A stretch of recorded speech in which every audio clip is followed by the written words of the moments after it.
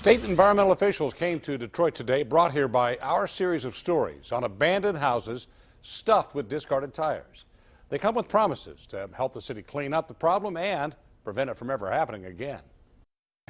Michigan's environmental director has had to deal with a lot of environmental problems, but he's never seen anything quite like what I showed him today. It's pretty amazing that the number of homes and the amount of tires in these homes and the effort that people went to do this. It's a pretty significant public health risk, though.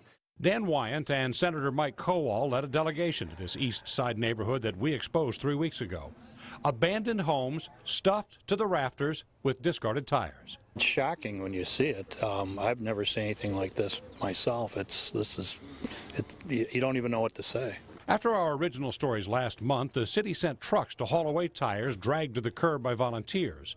But that's clearly a short-term solution. Senator Kowal says he's working on a long-term solution with a couple new bills inspired by our stories. Tightening up the control of where tires go after you trade them in on your car, and some of the punishment that's going to take place if, in fact, you dispose of them improperly. In the meantime, you might have noticed, these houses are still crammed with tires. We discovered this problem about 3 weeks ago and called the city. To their credit, they got on it right away and came up with a rather creative solution for getting the tires out of the house.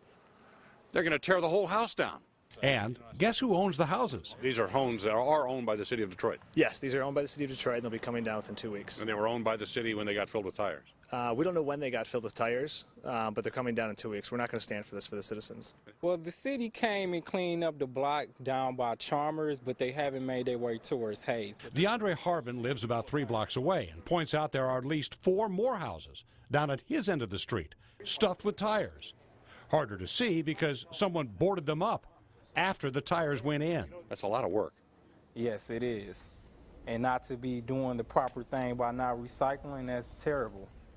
All right, so we're not done pushing yet. DeAndre has asked the city and the state officials who have been so good about responding to the problems down the street to come down to their end of the block on Maple Ridge there, where a neat and tidy neighborhood is struggling to survive in the middle of those tire-packed abandoned houses.